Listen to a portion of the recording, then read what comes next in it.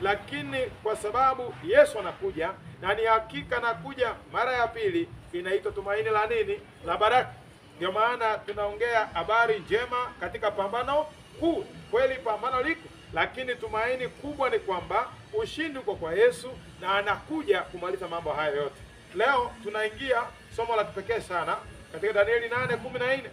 Ni unabii wa ajabu sana katika Biblia, na ndio unabii mrefu zaidi ambao katika Biblia unatupa picha kamili ya maisha ya Yesu na pia kutupa matumaini katika safari hii kwamba mbele yetu tuna hukumu na tungoja, lakini tuna matumaini kwa wale ambao watampokea Yesu na kumwamini kama mwokozi wa maisha yao. Tuombe ili tuingie somo letu kwa sababu ya wakati. Baba wetu, katika jina la Yesu, kwa masaa haya tunakualika kwa mkutano huu. Ninayesimama mbele ya watoto wako, takasa mdomo wangu, nipe nguvu ya mbinguni, unene kupitia kwangu, unene na watoto wako, na wote tubarikiwe, lakini zaidi lengo lako kwetu kwa ujumbe huu liweze kutendeka. Kwa jina la Yesu naomba na kuamini. Danieli 8:14 tumeshasoma, tuendelee. Naomba niwakumbushe mwaka wa 2007 na 8 kulikuwa na changamoto katika nchi yetu, si ni kweli? Mapigano, watu wakauawa, alafu baadaye katokea kitu inaitwa ICC. Unakumbuka hiyo? ICC ni nini? Ikawa kwamba katika ICC, International Criminal Court, ikasema kwamba waliochochea na kuleta mauaji watachukuliwa nini? Hatua. Watu wakawa na matumaini kutakuwa na nini? Haki. Sasa kwa kuwa na ukambo 6, yani kwa mara ya kwanza nchi yetu ya Kenya tuliona viongozi wakitetemeka. Mliona hapo kuona? Tuliona viongozi wakipoteza ujasiri waliokuwa naye. Tuliona viongozi wakiwa na uoga wakatetemeka. Ikawa wakati umefika, wanachukuliwa wapi? Kizimbani, katika koti ya kimataifa ili wajibu mashtaka, wahukumiwe. Lakini swala ni je, hayo yaliisha na tuko katika ukurasa mwingine, si kweli? Swali ni je, wewe na mimi tunafahamu kwamba kila mmoja wetu ana hukumu inamungoja? Unafahamu hivyo? Na niulize swali, wangapi hapa mwahi enda kotini au kizimbani? Sio tu kwamba ulihukumiwa, pengine pia kutoa ushuhuda. Wangapi wamewahi kwenda kotini, akaingia kizimbani, akawa cross examined by the lawyer? Hakuna hata mmoja tupe experience. Haya basi, siku moja siku moja kama haitakupata duniani, kila mmoja wetu kuna hukumu inatungoja. Haleluya. Haleluya, watu wa Mungu. Wengi wakisikia hukumu, unaenda kotini, inaleta shida, si kweli? Inaleta mtetemeko. Lakini maandiko inasemaje? Wakorintho wa pili 5:10, maandiko inasemaje? Kwa maana imetupasa sisi sote kudhihirishwa mbele ya kiti cha hukumu cha Kristo, ili kila mtu apokee ijara ya mambo aliyotenda kwa mwili, kadiri alivyotenda, kwamba ni mema au mabaya. Maandiko inasema inawezekana hujawahi enda koti, inawezekana umetenda mengi na watu hawajui, lakini nakuhakikishia kwamba kila mmoja wetu ana kesi inayomngoja, na kila mmoja wetu itakupasa udhihirisho kwenye kiti cha hukumu cha nani? Yesu Kristo. Na sio hivyo tu, Warumi 14:12 nasema, basi ni hivyo, kila mtu miongoni mwetu atatoa habari zake mwenyewe mbele za Mungu. Haleluya, watu wa Mungu. Kuna kesi na kungoja, na ni wewe peke yako utatoa habari zako mbele ya kiti cha enzi. Habari zako utatoa wewe mwenyewe?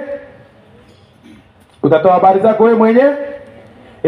Ulichosema, ulichofanya. Na sio hivyo tu, ukisoma Petro wa kwanza 4:17, maandiko yanasema, kwa maana wakati umefika wa hukumu kuanza katika nyumba ya Mungu, na ikianza kwetu sisi, mwisho wao wasiotii injili ya Kristo utakuwaje?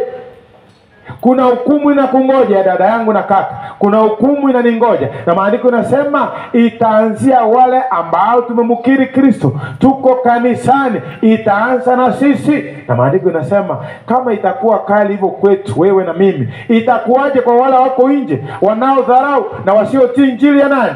Yesu Kristo. Tuna hukumu inatungoja. Na ukumbuke maandiko yamesema inaanzia wapi? Katika hekalu, kanisa la Mungu, inaanzia hapo. Na hukumu hii ikishakatwa, hakuna kukata rufaa. Ufunuo 22:11 inasema mwenye kudhulumu azidi kudhulumu, mwenye uchafu atazidi kuwa mchafu, mwenye haki atazidi kutenda haki, na mtakatifu atazidi kutakaswa. Yani keti hii kikatwa, sio hii inakatwa kwa Kisii unasema haijakatwa vizuri, unakata rufaa Kisumu, kutoka huko Nairobi. Hii kikatwa basi imeisha. Yani kama ulikuwa hujaamua kumkubali Kristo, hakuna siku utabadilika tena. Na kama ulishamkubali Kristo na umekubali njia zake na Roho wa Mungu ako ndani yako na kuongoza, utabaki mwaminifu na hakuna kurudi nyuma.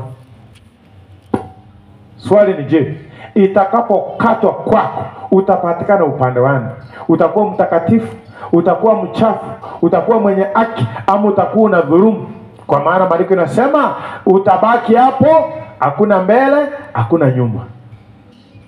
Na kesi yenyewe ikiisha, jambo litakalofuata ni event ya kipekee ambayo sisi wote tunaisubiria, ni kuja kwa Yesu mara ya pili. Ufunuo 22:12 nasema, tazama naja upesi, na ujira wangu pamoja nami, kumlipa kila mtu kama kazi yake ilivyo. Haleluya!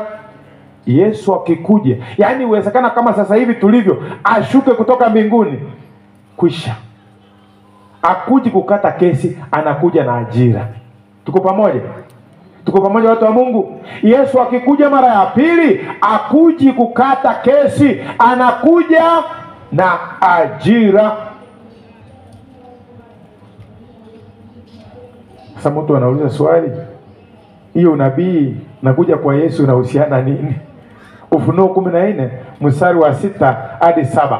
Kwa sababu Yesu anatupenda, hataki tuwe pasipo kuandalika, ametuma ujumbe wa malaika watatu ili tuandalike na kutukumbusha kwamba, je, unavyozidi kuishi kila siku, mambo unayozidi kufanya, unaelewa kuna hukumu inakungoja? Maandiko yanasemaje? Unajua nilikuwa nasema kama huko nisome basi 14:6-7, twende 6-7. Iseme, kisha nikaona malaika mwingine akiruka katika ya mbingu, akiruka katikati ya mbingu. Soma vizuri, twende. Naanza. Kisha nikaona malaika mwingine akiruka katikati ya mbingu. Mwenye nini? Mwenye injili ya milele, alafu awahubiri hao wakao juu ya nchi, wewe na mimi, na kila taifa na kila kabila na lugha na jamaa. Kwa hivyo ni ujumbe wa kipekee unaenda ulimwenguni kote, wewe na mimi tuupokee. Ujumbe huu unasemaje? Akasema kwa sauti kuu. Anasema kwa sauti kuu, yani kipasa sauti. Ndio maana tumeweka kipasa sauti hapa, kwa maana ujumbe wenyewe utolewa kwa sauti kuu. Yani ingewezekana tuwe na vipasa sauti hata huko angani, ingewezekana tungeweka, lakini kwa ile uwezo tunayo tumeweka hivi. Haleluya, twende. Akasema anasemaje? Mcheni Mungu na kumtukuza, kwa maana saa ya hukumu yake imekuja. Kumbuka somo letu na unabii wetu na hesabu tunaenda kupiga inahusishwa na hukumu. Anasemaje? Saa ya hukumu imefanya nini? Imekuja. Swali, hiyo lugha imetumika katika Kiingereza ni kitenzi gani? Ni past, present ama future? Present. Amen. Tuko pamoja? Yaani hali timilifu. Si ni kweli wale ambao wamesoma Kiswahili? Hali timilifu. Sio iliyopita, si inakuja. Ni sasa. Hali timilifu sasa hivi. Haya, tuendelee. Msujudieni yeye aliyezifanya mbingu na nchi na bahari na chemichemi za maji. Kumbuka maandiko yanasema hukumu hii ni ya kila. Swali, kuna mtu ameachwa nje? Mchungaji, mshiriki wa kawaida, rais wa nchi, hata chaji mwenyewe anayekata kesi duniani pia atachajiwa. Haleluya! Yaani kila mmoja, na maandiko ikasema utasimama wewe mwenyewe, na tena utatoa habari zako wewe mwenyewe, nilionena, niliyotenda, yalikuwa wazi ama yalikuwa fiche, yatawekwa wazi. Wangapi tunaelewana, wanaelewa kufikia hapo tunaposafiri? Kwa maana lazima tusafiri pamoja. Wangapi wanafuatilia somo? Mungu abariki. Sasa swali, kuna maswali mawili tajibu katika somo hili. Unabii wa ajabu mrefu na ambao unaleta picha ya hukumu na unatuelekeza wapi? Swali la kwanza, hukumu hii ilianza lini?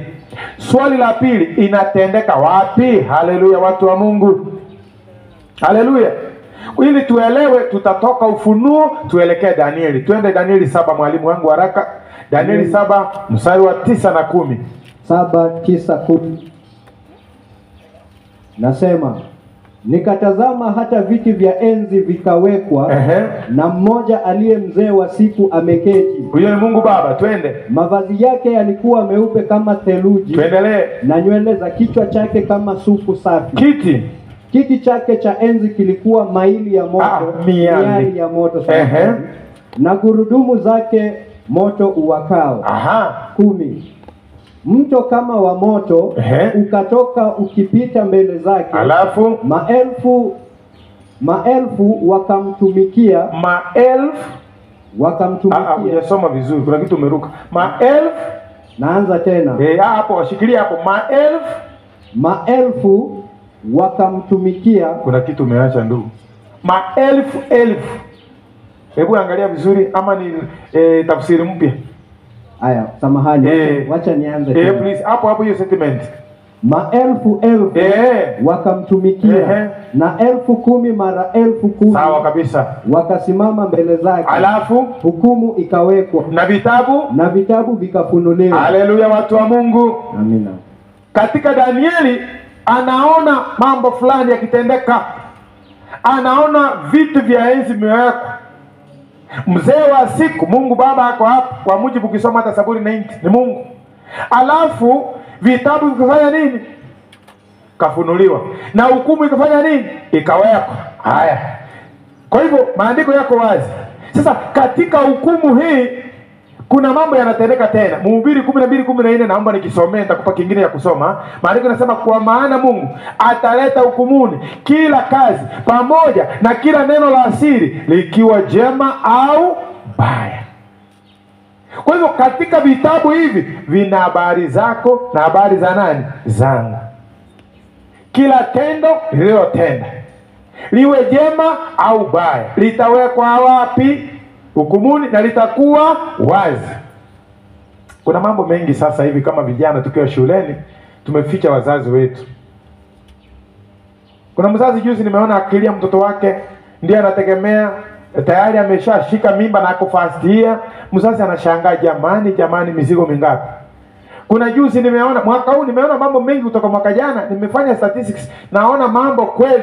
Mwingine akatoka kwao akachangiwa vizuri, matumaini ya village, atatusaidia, akaenda akapatana na kijana mwingine na yeye mnetu wakiana, wote ni fastia, wakaanza uhusiano, wakaanza upendo ambao si upendo, ni ujinga, kwa sababu ni upumbavu, ni infatuation ambayo iko na blindness. Kidogo hivi kidogo akaua yeye. Kidogo mwingine tukaona hivi tena college nyingine na yeye akauawa, akawekwa ndani ya tank. Haya mambo naongea si eti hamna habari. Mnaanza kama una habari, na shangaa hiyo TikTok yako itakusaidia nini? Haleluya, watu wa Mungu. Bwana Yesu asifiwe. Kwa ishara mkono, wangapi tuko pamoja? Wangapi walikula breakfast? Wangapi wanaona nini kinaendelea? Mungu abariki. Haleluya. Yaani kuna mambo mengi tumeficha wazazi. Wengine hata wana watoto, wazazi hawana habari, wameolewa, na wazazi hawana habari, wameolewa. Mzazi anajua ni mtoto ameweka shule, lakini ameolewa, ni mke wa mtu sahi. Amewashia nguo, namshughulikia viatu, anampikia, na ulikuja shuleni kusoma. Mungu akuokoe kwa jina la Yesu, amina. Sasa kuna mengi tumeficha wazazi. Kuna mengi wazazi wametuficha, lakini maandiko yanasema hautamficha Mungu. Haleluya. Hukumu inakuja, yote yataweka wazi. Watu wa Mungu, naomba tuelewe hili somo la kipekee. Funguka macho na masikio na tupeane Yesu maisha yetu. Haleluya. Yatawekwa aje? Wazi. Danieli pia anapoona katika hiyo enzi, kiti cha enzi 13, anaona nani tena? 7:13 Danieli. 7:13. Kando na kumuona Mungu Baba na kuona malaika 1000 mara 1000 wanasimama, 10,000 mara 10,000 wamesimama, 1000 mara 1000 wakitumika. Twende. Nikaona katika njozi za usiku, na tazama, mmoja aliye mfano wa mwanadamu akaja pamoja na mawingu ya mbingu, akamkaribia huyo mzee wa siku, wakamleta karibu. Huyo ni nani? Mwana wa Adamu. Ni nani huyo? Watu wa Mungu. Ni nani huyo? So katika hukumu tena kuna nani? Yesu Kristo. Swali, jukumu la Yesu Kristo katika hukumu ni gani? Yesu anafanya nini katika hukumu? Moja hivi haraka haraka, nijibu moja tukiendelea kwa sababu ya wakati. 1. Yesu anafanya nini katika hukumu? Si umesoma Biblia? Kazi ya Yesu ni nini katika hukumu? Asante. Advocate, wakili, kwa mujibu wa Yohana, waraka wa kwanza wa Yohana 2:1 inasema, watoto wangu wadogo na waandikia ili msitende dhambi. Na kama mtatenda dhambi, tunaye mwombezi kwa Baba, Yesu Kristo mwenye haki. Haleluya. Yesu yuko hapo kama nani? Wakili. Tena Yesu yuko hapo kama nini? Ama kama nani samahani? Yohana Injili 5:22, ako hapo kama hakimu mwandamizi, the acting judge. God the Father is the presiding judge. Yesu ni hakimu mwandamizi, acting judge. Kwa mujibu wa Yohana 5:22 nasemaje? Yohana 5:22 na 27. Yohana 5 22 na 27. Yohana 5:22-27. Soma. Nasema 22. Tena Baba humhukumu mtu yeyote. Baba hamhukumu mtu yeyote, bali amempa mwana hukumu yote. Haleluya. Nani atahukumu? Yesu Kristo. Ndio, kwa hivyo ako hapo kama wakili, ako hapo tena kama hakimu, lakini pia ako hapo kama nani? Yesu kwetu ni rafiki. Si tunaimba hivyo? Ako hapo kama nani? Rafiki. Swali, Yesu ni rafiki? Na nini inaonyesha Yesu ni rafiki yako? Kwa mujibu wa Yohana 15:14 anasema, siwaiti watumishi na waita warafiki, kwa maana munatenda ni uamuruyo. Swali, wewe Yesu anapokuamuru jambo unatenda? Anapokuamuru vae, unavaa vizuri? Akisema ikumbuke sabato itunze, unatunza? Akisema usizini, unatii usizini? Hautakuwa rafiki wa Yesu kama wewe unafanya mambo yako pasipo kufuata mwelekeo wake. Haleluya. Ndio maana anasema ukinipenda mutazishika amri. Rafiki wa Yesu si kwa mdomo, rafiki wa Yesu anatenda. Hata Waswahili nasema ada ya muja unena mungwana ni nini? Vitendo. Yesu anatamani rafiki ambaye anatenda anavyomwambia, si eti anayetamka kwa mdomo tu. Yesu ako hapo tena kama mwokozi. Mathayo 1:21, atazaliwa atamuita Yesu, maana yake atawaokoa watu kutoka kwa dhambi zao. Mwokozi. Je, Yesu ni mwokozi wako? Umemkubali kama mwokozi wa maisha yako, ama bado unazidi kuzama katika dhambi kila siku? Yesu kama wakili, kama hakimu, na kama nani? Mwokozi, na kama rafiki. Swali ni je, atakuwa hakimu wako? Je, ni wakili wako? Je, atakuwa wakili wakati umekiri maovu yako, rafiki wakati unatii sauti yake? Amina. Mwokozi wakati uko tayari kuacha dhambi anapozidi kunena nawe katika neno lake. Sasa hukumu inatendeka wapi? Ni mbinguni. Kwa maana kwa mujibu wa Danieli, hiyo hukumu sio duniani inatendeka. Haleluya. Hukumu inatendeka wapi? Mbinguni. Lakini swali lingine ni lini hukumu hii ilianza? Danieli 8:14. Turudi fungu letu kuu tunapoteremka katika kipindi hiki cha unabii kwa mujibu wa hesabu na hukumu. Twende. Akamwambia, hata siku nyakati za jioni na asubuhi 2300 ndipo patakatifu patakapo takaswa. So ni lini hukumu ilianza? Ili tuweze kuelewa ujumbe huu lazima tuingie Old Testament, kwa maana inazungumzia mambo ya patakatifu, sanctuary. Tuko pamoja watu wa Mungu? Ili tuelewe ni nini patakatifu, kutakaswa, tutaingia sanctuary. Tunaelewa haya mambo tutasoma kwa undani Hebrews chapter 8, Hebrews chapter 9 kwa wakati wako. Mimi nakupa mtasari. Kutoka 25:8 maandiko yanasema hivi, Mungu akamwambia Musa, na wanifanyie patakatifu ili niweze kukaa nao. Swali, mtu akisema nifanyie nikae nawe, ako na wewe? Ako na wewe? Naam. Akisema nitengeneze hiyo ndio nikae na wewe, kwa hivyo ako na wewe? Hayuko na wewe. Ni nini inamtenganisha Mungu na watu wake? Isaya 59:2, mkono wa Mungu si mfupi usiokoe, sikio lake si zito lisisikie, bali dhambi zetu zimetufarakaisha sisi na nani? So ili Mungu akae na watu wake anasema nifanyie patakatifu. Na mstari wa 9 Mungu anaambia Musa, ufanye kwa mujibu nilivyokuonyesha mfano mlimani. Akarudia mstari wa 40, make as according to the pattern I showed you in the mount. Musa alikuwa engineer, designer ni Mungu. Haleluya! Yeye ni kufuata kulingana na ramani amepewa. Haleluya! Kwa maana kwa kila chombo ambacho kilikuwa katika sanctuary kilikuwa kinamuuliza nani? Kinamulika Yesu. Ndio maana akaambiwa na Mungu akarudia, make as I showed you the pattern in the mount. Haleluya watu wa Mungu. Haleluya watu wa Mungu. Na Mungu anataka kukaa na watu wake. Na ni nini natenganisha Mungu na watu wake? Dhambi. So katika sanctuary ni nini natufundisha?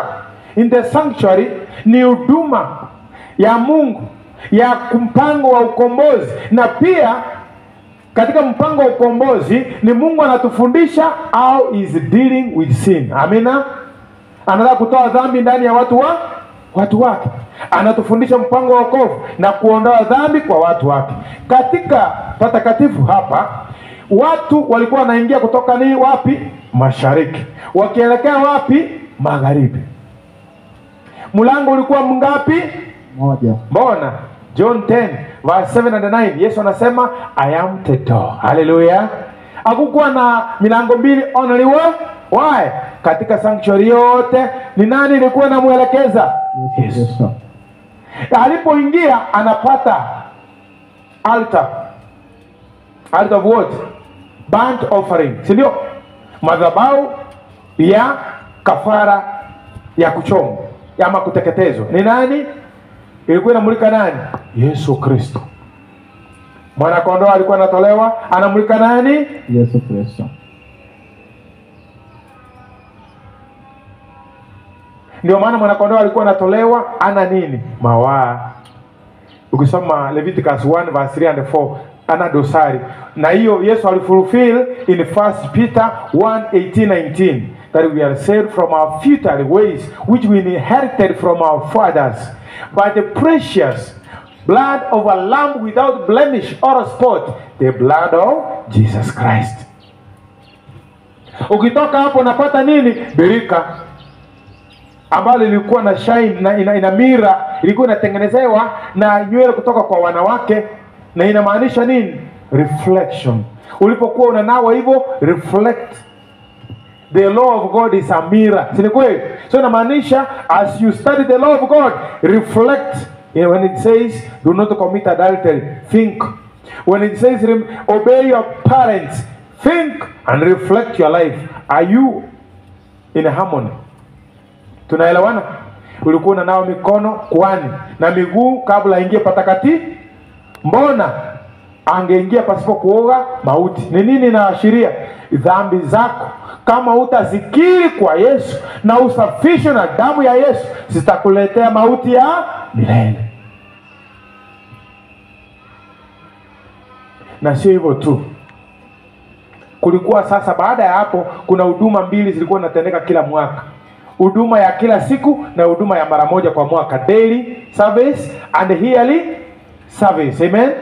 Kwa daily ndio hiyo, mwenye dhambi analeta mwana kondoo, kuhani anamchukua. Lakini kabla amchukue, wewe mwenyewe ndio ulikuwa unafanya nini? Baada ya kuangaliwa kwa sawa, mkono wako kwa imani unaweka kwa mwana kondoo. Unatubu dhambi zako kwa imani, zinakuwa transferred. Ndio maana John 1:29, tazama mwana kondoo wa Mungu aichukua dhambi ya ulimwengu. Yesu akachukua dhambi yako, akachukua dhambi yangu. Unajua hivyo? Katika huduma ya kila siku kuna damu inachukuliwa. Tuko pamoja? Damu ile baada ya mwana kondoo kuchinjwa, kuhani alikuwa anaichota. Anaichukua baada ya kunao, anaichukua patakatifu. Na assume this is ile kitambaa, hapa ni patakatifu, hapa ni patakatifu mno. Ile damu hapa anaimwaga asubuhi jioni, kwa maana kafara ilikuwa inatolewa kila siku. Asubuhi jioni, morning at 9 am, jioni saa 9. Asubuhi jioni, kafara kila siku.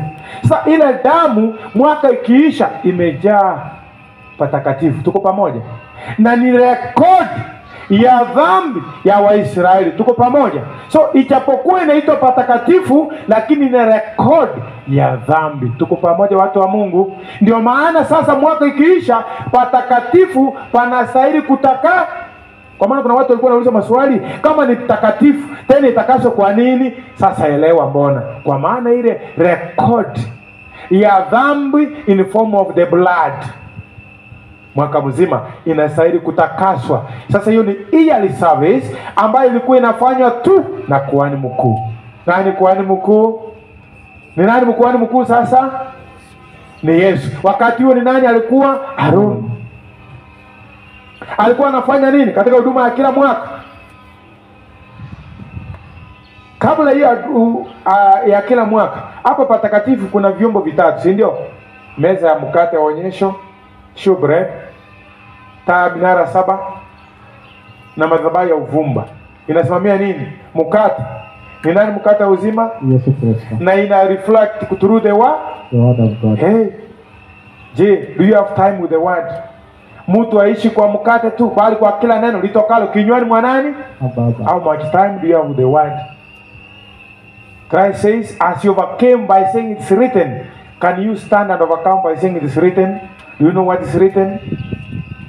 Kuna hiyo taa ya minara 7. Yesu anasema ni John 8:12, I am the light of the world. Okay. But again, Matthew 5:14 says, we are the light of the world. We become light when we receive Christ. Amen? Because he's the source. So if I receive him, I will shine also. Amen? Amen. Uko hapa college, are you the light ama you are darkness? Ukiwa hapa ni nuru ama ni giza? Mtu akikufuata hivi ataingia mbinguni ama ataingia kuzimu? Ataanguka tu. Ataingia mbinguni ama atapotea. Alafu uvumba ni maombi. Amen. Do you have time to pray? Hiyo ndio njia. Tunaimbanga maombi pekee ndio sila. Mnakumbuka ile nyimbo tulikuwa tunaimba high school? Maombi pekee ndio. Mpaka siku hizi vile tuko na launches tunaenda tunazienenda, tunaimba vizuri, but do we understand? Maombi pekee ndio silaha. Ukweli hiyo silaha tunaitumia? Do we have it? Mungu atusaidie. Sasa huduma ya mwisho kila mwaka nini ilikuwa inatendeka? Kwa hivyo katika patakatifu ni ishara wazi kwamba mwenye dhambi astahili kuangamia. Haleluya. Mbona asiangamie? Kuna yule ambaye amechukua sehemu yake. Katika kutoa ile mwanakondoo ilikuwa na mafunzo mengi. Number 1, dhambi inaleta nini? Dhambi inaleta nini? Na mshahara wa dhambi ni nini? Lakini kwa imani ikiwa umetubu dhambi zako na mkubali Yesu, maandiko yanasema karama ya Mungu ni uzima wa milele kwa imani katika nani? Yes. Na dhambi ni nini? 1 John 3:4. Dhambi ni uasi ama uvunjaji wa sheria. So katika kuleta mwana kondoo inakukumbusha kwamba kwa dhambi zako an innocent animal has died. Si kweli? Na you need to go back and understand what you did. Amen.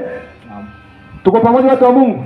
Na pia dhambi ilipoingia kuna jambo Mungu alisema, Waebrania 9:22, pasipo umwagaji wa damu samahani hakuna ondoleo la dhambi. Ndio maana Kaini akakataliwa na kafara yake. Kwa maana alitaka wokovu kwa njia yake wala sio njia ya mbingu. Si hata siku hizi watu wanatafuta wokovu kwa njia yao. Mungu anasema ikumbuke siku ya Sabato, wanadamu wanasema hapana, sio lazima, njia hata hii pia ni wokovu. Hiyo tabia ilitoka kwa Kaini, inaendelea mpaka leo. Mungu alisema dhambi imeingia, ili upatanishe nami lazima utoe kafara, damu ifanye nini? Kaini akasema hapana.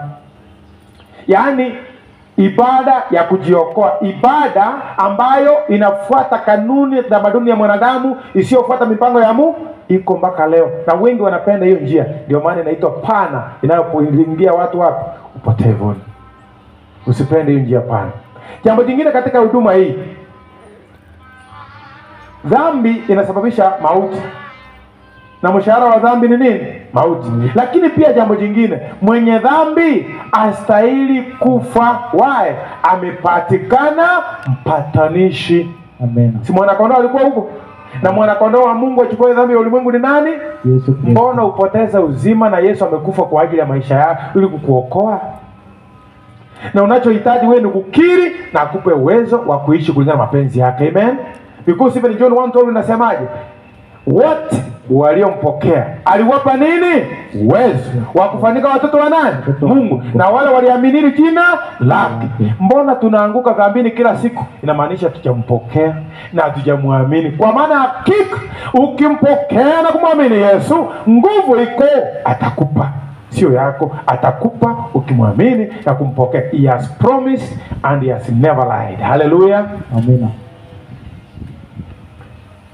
Ndio maana sasa huduma ya mwisho ambayo ndio tunaingia, tuelewe sasa hukumu inatokea wapi katika hii unabii wa 2300 days. Siku ya upatanisho ambayo ni mwisho wa mwaka, sikumbuka kuna ile rekodi ya dhambi, si ndio? Ilikuwa inaitwa siku ya upatanisho, atonement. Hiyo siku ya upatanisho ndio siku ya hukumu pia. Au kwa maana 10 days before ni nini ilikuwa inatendeka? Walawi walikuwa wanapiga nini? Blowing of the trumpets 10 days before, as a warning and a preparation, kuambia watu you have 10 days to make your lives right with God before you are cut off from God's people. Na ukweli kusoma Leviticus chapter 16 na Leviticus chapter 23, the Bible says if anyone did not participate afflicting the soul and confession and prayer and fasting, you were to be cut off from God's people. Hiyo siku ya upatanisho ilikuwa siku ya hukumu. Swali linakuja sasa hivi, ukiambiwa you have 10 days to live, what will you do? You have a month to live. Utaendelea kuishi vile unaishi? Na unajua it is possible you have 10 days. Why? Watu wamekufa maajali barabarani. Did they know they were to die? They didn't know. So that's why the Bible says each day it is preparation day. Are we together? Usianze kuhesabu kesho. Kesho ujui. Kesho ujui, brothers and sisters. Wangapi rika yenu, rika yangu wamekufa, hata wachanga kuniliko, si wako? Were they worse than me? No. They didn't know they were to die. Hata wewe ujui, unaweza kufa hata leo. Sijasema mtu akufe, lakini it is possible. Hao wenye wamekufa barabarani walikuwa wanajua. Watu wangapi ndege hapa zimezamisha, meli na ndege hapa zimeunguza, na ndege nzuri zilikuwa zimefanyiwa operation. Wangapi personalities wakubwa Kenya tumepoteza? Tumepoteza wengi. They didn't know they were to die that day. Siku ya upatanisho ni siku ya kujiandaa 10 days. Hata sisi 10 days ziko. Ni gani? Tarumbeta ni gani? Mambo ambayo yanatendeka. We are losing dear friends. Magonjwa inaua watu pasipo, ajali barabarani, mtu anakufa hata bila kueleza ni nini ilitendeka, mtu stress anajinyonga. What if it was you? What if it was you? Mhubiri 12:14 ilisemaje? Kwa maana Mungu ataleta hukumuni kila kazi pamoja na kila neno la asiri, likiwa jema au likiwa baya. Na ukumbuka Daniel ilisema hukumu ikawekwa na vitabu vikafunuliwa. Swali, unajua vitabu vingapi viko? Kuna kitabu cha uzima, yule ambaye kila mmoja amekiri jina la Kristo na kuingia katika imani, anaandikwa hapo. Lakini pia kuna kitabu cha kumbukumbu, ile na rekodi kila kazi nzuri na huduma kwa ajili ya utukufu wa nani? Wa Mungu. Lakini pia kuna kitabu cha rekodi kila maovu ninayotenda, every wasted moment, an improved opportunity. Wende usome GC Facing Life Record. After this wende usome every wasted moment. Yani unaona kama hii wiki imewekwa kando and it was reported to you, you were present na ukaitika na ukasema nitakuwa, ukaenda shughuli zako. Recording angel kila siku, you will be recorded, you were present and you never took the message. Why? You were there and you accepted every wasted moment, an improved opportunity to learn and do. You will give an account. Katika hiyo siku walikuwa wanaleta mbuzi wangapi? Wawili. Na wanafanyia kitu inaitwa casting the lots. Moja yenye inachinjwa ilikuwa inawakilisha Yesu, kwa maana he died for our sin, na ndiye alikuwa anaingia patakatifu mno, anamwaga damu kwa ile sanduku la agano ambayo iko na 10 commandments ambazo zimevunjwa mwaka mzima, kuonyesha kwamba the transgressor has met justice. Are we together? Alafu akitoka huko akikuja nje, kuna yule kondoo mbuzi alipaki kwa mmoja, anaweka mkono juu yake, anakiri dhambi zote za mwaka mzima kwa yule ambaye alikuwa anaitwa scapegoat, ambaye ni Azazel, ambaye anawakilisha nani? Shetani. Ile tunasoma Ufunuo 20 kwamba miaka 1000 atafungwa minyororo na atawekwa katika kuzimu. Haimaanishi minyororo literally, is the circumstances under which he will find himself. Kwa maana watakatifu wote watakuwa wamechukuliwa mbinguni na wenye dhambi wote wamekufa kama samadi katika nchi, kwa mujibu wa Yeremia chapter 4. So ana mtu wa kutempt. Unajua what gives the devil power is when he tempts you and you fall into temptation. Are we together? So that time ana mtu, ndio maana atakuwa amefungwa na pingu. So ni nani atawajibika mwishowe? Ni Shetani. So ninapoingia sehemu ya mwisho ya hesabu, ndio tuelewe hukumu hii ilianza lini, kwa kupiga hesabu sasa, na tutakuwa tunamaliza. Haleluya. Daniel 8:16 and 17. Daniel akaambiwa hukumu, akasema, akaambiwa patakatifu patatakaso, lakini itachukua muda gani? Siku 2300. Soma. Alipopata habari nini litendeka? Daniel 8:16-17 please. Danieli 8:16 inasema, nikasikia sauti ya mwanadamu katikati ya mto Ulai, iliyoita na kusema, Gabrieli, mfahamishe mtu huyo maono haya. Mnajua ni lini Gabriel anatumwa? Danieli has a desire to know. Amen. Do you know kuna watu hapa kanisani akisoma fungu ilikuwa ngumu, anapoweka nafunga na ingia TikTok. Uwezi learn, you will not grow. Nilikwambia hata mimi vile nilielewa unabii, interest tu. Na every time nilikuwa nakaa interest, nikienda mission, Mungu ananipatia kitabu nilikuwa natamia. Nataka. Ninakiona, ananiambia, nikiangalia, angalia ile kitabu ulikuwa unatafuta, si ndio ile huko. Omba. Na translate, ninaandika notes. Tena nikienda kwingine, kitu kingine kinishinda, tena Mungu ananiambia fungua macho. Unaona ile library iko na hiyo kitabu nataka. Ninapata, yani nikupe historia yangu, how I came to have this message and knowledge, ni grace of God. Hakuna mtu, grace of God. Sio mtu alikaa chini akaanza kunifundisha, hakuna. Yani ile interest kwamba Mungu hii kitu, I have interest and I understood from Daniel. Why? Daniel yeye mpaka anazimia. Wewe umewahi zimia kwa kutaka kuelewa kitu fulani? Haya. Na maono anapewa kupitia kwa malaika. 17. Basi alipokaribia mahali niliposimama, nami niliogopa alipokaribia, nikaanguka kifudifudi. Lakini aliniambia, fahamu, mwanadamu, kwa maana maono haya ni ya wakati wa mwisho. Kumbe maono haya aliyopewa Danieli, ambaye yanahusu patakatifu kutakaswa, hayakuwa ya wakati wake. Haleluya. Ni ya wakati gani? Wa mwisho. Kwa hivyo pia hata hekalu linalozungumziwa sio la duniani, ni la wapi? Kwa maana hekalu la dunia la mwisho liliharibiwa mwaka wa 70 AD. Si mnasoma destruction of Jerusalem? Wangapi mnasoma hiyo? 70 AD. Iliisha. So yanayozungumziwa haikuwa inahusu wakati wake. So wakati wa mwisho vile vile basi tunajibu na kuelewa kwamba inahusu hekalu la mbinguni. Kwa hivyo basi pia muda unaozungumziwa katika muktadha huo sio muda wa kawaida, ni muda wa unabii, yani siku 2300. Kwa maana ukiweka muda wa kawaida ni miaka 6 tu. Na Danieli anaambiwa ni wakati wa mwisho. Na wakati maono hayo Danieli anapewa, he lived more than 6 years. So aingeambiwa wakati wa mwisho and he lived to see it. Are we together? Tunaelewana? This is prophetic time. Katika unabii siku moja inasimamia mwaka mmoja, kwa mujibu wa Ezekiel 4:6 na Numbers 14:34. Siku moja kwa mwaka mmoja nimekuagizia. Hiyo ni Ezekiel 4:6 na Numbers 14:34 inasema kila siku kuhesabiwa mwaka. Kwa hivyo huu muda ambao umezungumziwa hapa ni muda kwa unabii, na unabii siku moja ni mwaka mmoja, meaning therefore the prophetic days is equal to literally 2300 years.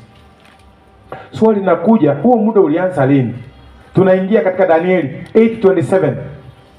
8:27. Na mimi Danieli nikaugua siku kadha wa kadha. Tuendelee. Kisha nikaondoka, nikatenda shughuli za mfalme. Nami naliyastaajabia yale maono, ila hakuna aliyefahamu. Sikia, imagine Danieli anakisumbua mpaka anazimia. Alafu sisi tunapoweka tu kidogo unaacha kuandika notes. Kafungu kamoja tu umeshinda unaacha kuandika notes, unalala, unaingia Facebook. Na hata sio kitu naenda kufanya ya maana. Si ungeingia hata basi utuma hata basi encourage watu. Watu wa Mungu, Bwana Yesu asifiwe. Amen. Good news, the great controversy. Bwana Yesu asifiwe. Tuko pamoja, lakini tia watu wa Mungu moyo. Weka hata one stanza ya kasongo, mtu anaangalia hope, yani anapata matumaini. Sasa unaweka kiatu, unaweka ugali ulikuwa unakula, unaweka mani akishwali. Na wengine mani wamenakufa, walikuwa wamebeti na iliungua. Alafu na wamaliza zaidi. Tungepatia fungu anasema I know the plans I have for you. At least akawa na matumaini, atoka kwenye gambling, ajue mpango ni ya Mungu, si gambling. Haleluya, watu wa Mungu. Danieli akasimia. How did he get the answer? Danieli 9, Danieli anaanza kuomba. Na alipoomba akapata kitabu cha Yeremia. Akaanza kusoma, akaanza kuelewa. Danieli 9:24. Twende kazi haraka ndugu. Aliomba, take time to pray. Kwa kuomba kuna vitu vimefichika, vitafunuliwa, watu wa Mungu. Haleluya. Kuna mambo ambayo hujaelewa, utaanza kuyaelewa. Take time to pray. Soma haraka ndugu. Muda wa majuma 70 umeamriwa juu ya watu wako, na juu ya mji wako mtakatifu. Swali. Nani anazungumziwa? Danieli. Nani anamuongelesha? Gabriel. Sasa ameambiwa majuma mangapi? 70. Yameamriwa watu wako. Swali, watu wa Danieli ni watu gani? Wayahudi. Tuko pamoja? Hilo jina kuamriwa in Greek, inamaanisha cut off. Are we together? Hilo jina limeamriwa in English is cut off. Yaani Kiingereza inatumika jina determine. It means cut off. Question. Cut off from what? The main prophecy 2300 days. Amen. Majuma 70 yameamriwa watu wa Danieli ni nani? Wayahudi. Sasa tuingie tupige hesabu, tumia kalamu haraka nisaidie. Majuma mangapi? 70. Majuma mangapi? 70. Juma lina siku ngapi? 7. Sasa majuma 70 ni siku ngapi? Haraka. 490. Nakumbuka ni unabii. One day, 1 year. So those are 490 years set aside, professional period for the people of Daniel, the Jews. Are we together? Ndio maana nakumbuka wakati mmoja Petro anakuja kwa Yesu, nimsamehe anayenikosea how many times? Akamuuliza mara 7. Yesu alimjibu aje? Mara 70 mara 7. Ndio hii ni unabii. Yaani Yesu alikuwa anatumia mafumbo na unabii. Mwenye alikuwa anasoma Biblia alikuwa anaelewa tu, anakamata. So yameamriwa kwa watu wa Yahudi, lakini katika haya majuma 70 tena yamewekwa katika vitengo vingapi? 3. Tuendelee kusoma mwalimu. Piga hesabu haraka sana tusaidiane. Utumie kalamu yako, nitakuuliza swali unanijibu. Wewe nisomee, tunaenda mbio, tunamaliza. Ili kukomesha makosa na kuishilisha dhambi. Endelea. Na kufanya upatanisho wa ajili ya uovu. Na kuleta haki ya milele. Na kutia muhuri maono na unabii. Tuendelee. Na kumtia mafuta yeye aliye mtakatifu. Na kumtia mafuta aliye nani? Mtakatifu. Tuendelee basi. Basi ujue na kufahamu ya kuwa tangu sasa hapo tunapata jibu. Huu muda ulianza lini? Endelea. Tangu kuwekwa amri ya kutengeneza na kujenga. Mambo mawili. To restore and build. Kujenga na kutengeneza. Kujenga is build, na kutengeneza ni restore. Hiyo ilikuwa both political and religious of Jerusalem. Amen. Both in the political and religious aspect. Na kujenga upya Yerusalemu hata zamani zake Masihi aliye mkuu. Kutakuwa na majuma 7. Asante. Majuma 7. Na katika majuma 62 utajengwa tena pamoja na njia kuu zake na handaki. Kwa wakati? Naam. katika nyakati za taabu. Asante. Sasa unaona majuma 70 tena yameweka vitengo ngapi? Kuna 7, kuna 62. 7 plus 62 ni ngapi? So ni nini imebaki? Imebaki 71. So 70 bado imeweka sehemu ngapi? Imewaonye katika sehemu ngapi? 3. Wacha tuanzie sehemu ya kwanza. Ya kwanza ni 7 weeks, si ndio? 7 weeks, how many days are those? Hesabu tuliachia form 1. 7 weeks, how many days are those? 49. Amen. And how many literal years are those?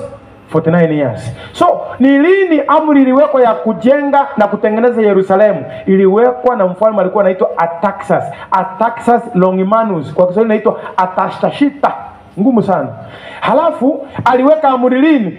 457 BC. Hiyo iko hata ukienda Wikipedia utaipata. Aliweka hiyo amri. Sasa tuanze. Remember ni BC. Wale mlisoma maths form 2 ambao mkuruka number lines. Mnakumbuka number line? Kuna negative na positive. BC ni negative. Negative 5 and negative 4. Ni gani kubwa? Kwa wajasahau. Negative 5 and negative 4. Which one is greater in value? Negative 4. Aya basi. Sasa ni 457 BC. Sasa count forward 49 years. Haraka sana, piga hesabu nisaidie. Baada ya 7 weeks Jerusalem ilijengwa. Haraka sana. Ninamaliza. My time here niko na 20 minutes peke yake. 20 ama 10. Nisaidie. 457 BC, move forward 49 years. Inakuleta mwaka gani? Unajua hiyo negative. Negative unatoka negative 5, negative 4. Haya nisaidie. Ni 408 BC. Hiyo ndio Jerusalem ilimaliza kujengwa. Lakini ilijengwa kwa hali gani? Maandiko yanasema troublous times. Wale mlisoma ile lesson Ezra na Nehemiah, mnakumbuka vile Yerusalemu walipitia magumu? Au kulikuwa na maadui wangapi? Nani yule? Geshem. Nani yule mwingine? Tobaya. Nani yule mwingine? Sanbalati. Waliwaambia aje? Ni nini mnafanya? Hii hata Fox talalia inaifanya nini? Walipopata wanaendelea wakatafuta mbinu nyingine, vitisho.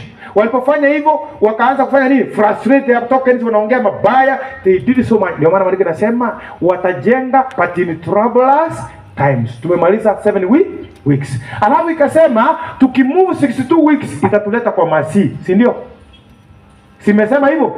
So rudia tena, sumuko na Biblia, sitarudia. Zimno Biblia tumesoma. Ilisema 7 weeks, alafu 62 weeks ikiisha itatuleta kwa Masihi. Tumefika 408 BC. Si kweli? 62 weeks, how many days are those? 434. From 408 BC, move forward 434. Inakuleta mwaka gani? Niokoe. Hesabu mliacha. Tukaweka mtu kwa duka atarudisha change yote. Nisaidie. Inakuleta mwaka gani? 26. But remember tulipitia kwa 0. We don't have 0 years. You na +1. Amen. Una +1. Hiyo ni mwaka gani? Maandiko ikasema 62 weeks zikiisha tunakuja mpaka Masihi. Who is called Messiah in the Bible? Who is Messiah? Who is Messiah? The word Messiah is Hebrew, inamaanisha anointed one. It's the same word as Christ in Greek, the anointed one. Question: when did Jesus get anointed? According to Acts 10:38, it was at his baptism. Amen. Yani alipokea Roho Mtakatifu. Hiyo ilikuwa mwaka gani? Vile tumepiga hesabu 27 AD. Hallelujah. Ili kuconfirm ni 27 AD, soma Luka chapter 3 verse 1. Haraka haraka tuokoe wakati. Tunakimbizana, tunapiga hesabu nzuri hapa tunapomalizia. Tufanye summary ya mambo. Luka 3 verse 1. 3:1 Luka mtakatifu. Soma. Mwaka wa 15 wa kutawala. Shika hiyo point. Mwaka wa 15 wa kutawala wake nani? Kaisari Tiberio. Asante. Ukisoma historia, Kaisari Tiberio alianza kutawala mwaka wa 12 AD. Na sasa katika hiyo verse tunaambiwa ametawala miaka mingapi? 15. Hiyo chapter ndio Yesu anabatizwa ukisoma verse 21 and 22 and 23. Sasa kama alianza kutawala 12 AD na ametawala 15 years, hiyo ni mwaka gani? Hiyo chapter 3:1 sasa. Nisaidie. Si 27 AD. So tumemaliza. Ndio Yesu alibatizwa, officially became the Messiah, the anointed one. Haleluya, Bwana Yesu asifiwe. Wangapi wameelewa? Lakini tukimaliza 70 weeks, tumetoa 7 na 62, tumefika 69. Tumebakisha 1 week. Danieli 9 verse 26. 26. Tuone 1 week ilienda wapi? Na baada ya yale majuma 62 ambayo imetuleta 27 AD, si kweli? Yesu amebatizwa, amekuwa Mesaya. Twende. Masihi atakataliwa. Yesu atakatiliwa mbali, it will be cut off. Naye atakuwa hana kitu. Tuendelee. Na watu wa mkuu atakayekuja watauangamiza mji. Tuendelee. Na patakatifu. Na mwisho wake utakuwa pamoja na gharika. Tuendelee. Na hata mwisho ule vita vitakuwapo. Tuendelee kusoma ndugu. Ikiwa umekwisha kukusudiwa. Haya. 27. Naye atafanya haya sasa, atafanya agano thabiti. He will confirm a covenant. Confirm. Hiyo jina tungeanza kuichambua kwa Biblia. Confirm hata hii. Haya, tuendelee. Naye atafanya agano thabiti na watu wengi kwa muda wa juma moja. Kwa muda wa juma. Tumepata ile wiki moja mahali iko. Tumeipata ile wiki moja. Ndio hiyo. Atafanya agano na watu wake kwa wiki moja. 1 week 7 days, 7 literal years in prophecy. Amen. Haya. Na kwa nusu ya juma. Sasa hiyo wiki tena kabla ishe, nusu yake, nusu ya 7 3 and a half. Tulikuwa 27.